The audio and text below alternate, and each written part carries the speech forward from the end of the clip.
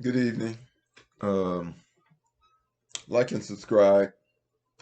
Let's get straight to it. I was thinking, truth adds up. And when you live in truth and you pay attention to what's going on in life, as well as with my spiritual studies, then you begin to see things, and things, they always add up. Like I say, math adds up. I was thinking, and once I removed myself mentally from the situation, I was able to look at things more clear. And the reality of the situation is, he is that Neanderthals, Caucasians, they're guilty of human atrocities, but their DNA sequence is 6. They are inferior to us. So you have to expect them to act accordingly. Now, this is the kicker. Hebrew Israelites failed Moses.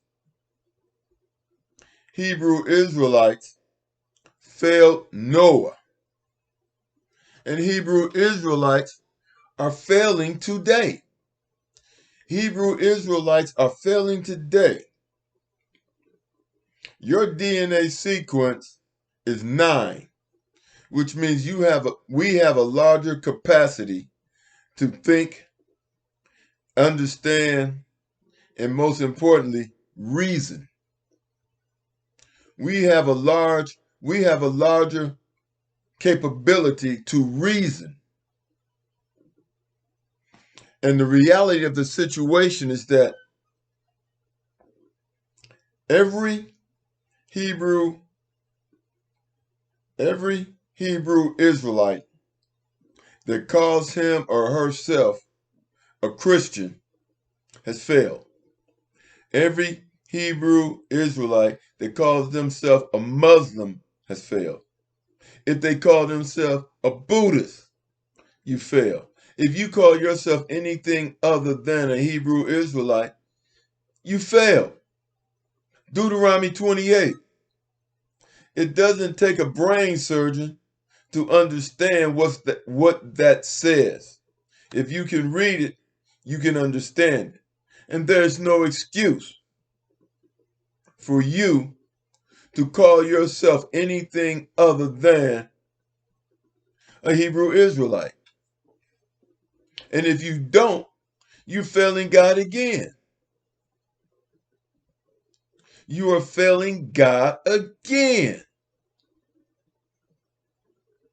You know that the people in Israel are not Hebrew Israelites or of the 12 tribes, but yet you allow them to go on with this masquerade after reading the Bible. I talked to a young lady today, and I told her, and she talked about Bible study. And I told her Deuteronomy 28 was about slavery. She agreed. Why are you calling yourself a Christian? I told her to read Revelations 2:9 and 3:9. Which she and I told her what they said. And she was unaware of it, and she said that she would read it this evening. But how many people, Hebrew Israelites, have read Deuteronomy 28 and are aware of what is said in Revelations 2:9 and 3:9 and still call themselves Christians instead of realizing that they are Hebrew Israelite Jews by blood? I mean, if you are African American and you are calling yourself a Christian, you failed God again. Now, when Jesus comes back, what is he supposed to do? What is he supposed to do? Jesus told Hebrew Israelites he was coming back. He didn't tell Muslims. He did not tell Christians. He said that he would gather the 12 tribes. Now, if you don't call yourself a part of the 12 tribes, is he supposed to take you with him? I mean, the Bible tells you Jesus was hair like lamb's wool, feet the color of burnt bronze or brass, which is to say he was black. Which is to say he was black. Now, would you recognize Jesus if he came back? Would you be looking for some white guy? Would you be looking for some guy the color of the guy that murdered Jordan Neely?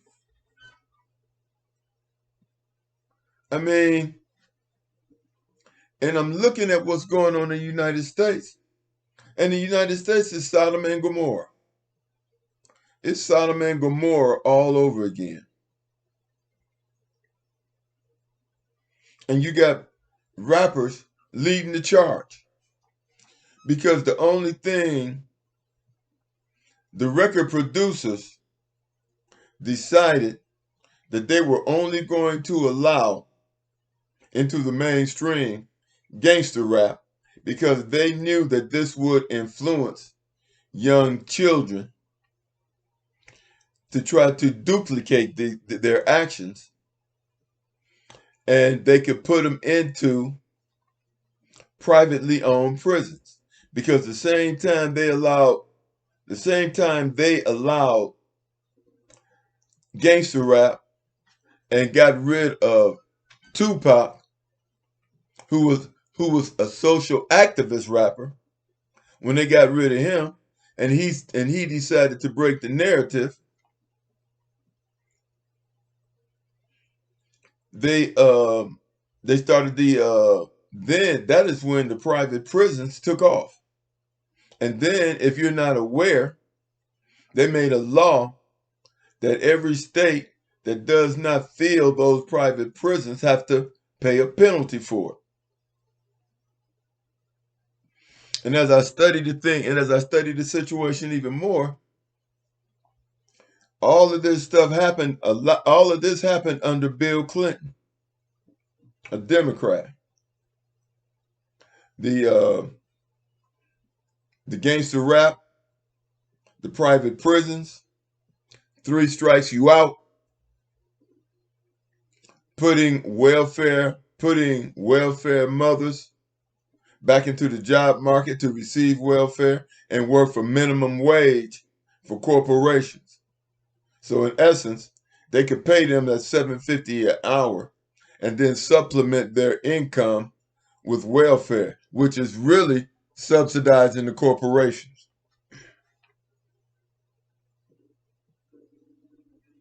So as a messenger, I think this is my most important message to you as a messenger of God. Now I'm going to tell you one other thing that I've been telling people. That we live in the mind of God. We live in the mind of God. Our connection with God is through our minds. Now, most of you will hear what I'm saying, and you will ignore it. But go to Acts. Go to Acts chapter 17, verse 28, and it will tell you that we live in God. Now, I'm giving you this information, but the question is, what are you going to do with it? Don't think that just because you black, you deserve to enter the kingdom of heaven. And you're running around calling yourself a Christian, a Muslim, or whatever, enjoying life in Sodom and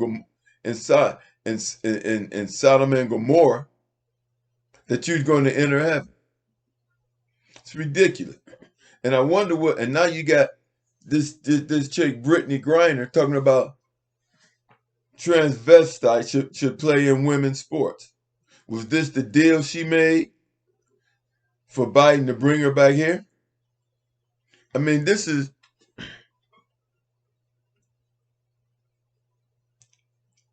society is in chaos. American society is in chaos. But that does not give you, as a Hebrew Israelite, the right to act chaotic. You can't say, well, they're acting chaotic, so I'm going to do it.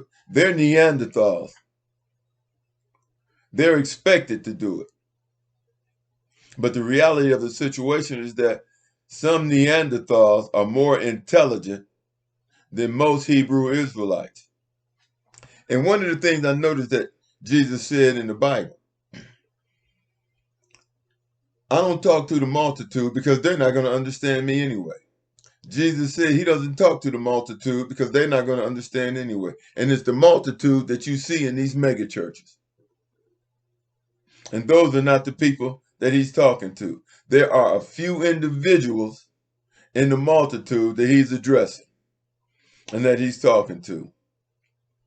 So a lot of people, a lot of black Christians or whatever, you talking about, oh, Jesus coming back, Jesus coming back. Yes, yes, yes, yes. He's not coming back for you. He's coming back for Hebrew Israelites. He's not coming back for Christians, Muslims, Buddhists. He's coming back for Hebrew Israelites. And I've told you over and over again, on the temple walls and on the pyramids that were built by Hebrew Israelite was the inscription, know thyself. And that inscription is on there for a reason. Now you ignore it if you want to. Doesn't make any sense, but hey, you have free will. God has given you free will to make your choice. I don't know what else to tell you. Hebrew Israelites, like and subscribe. And you know, I always wondered why I feel like being a messenger of God, knowing that I'm a messenger of God, I felt like I would have these thousands and thousands and thousands of subscribers. But throughout history, Hebrew Israelites felt Moses, felt Noah, and you felt Jesus. Every time you post a picture of a white Jesus, a Caucasian Jesus, a Neanderthal Jesus, you failed Jesus. But then you think you're holier than thou. Then you think you're holier than thou. You don't even follow the 10 Commandments. And then you got these pastors that read the Bible and then they decide what you should believe and what you should not believe. A lot of you all so-called Christians, you better get yourself right with God. Because the only person you fooling is yourself. Like and subscribe, or don't like and subscribe. Hey, it's on you.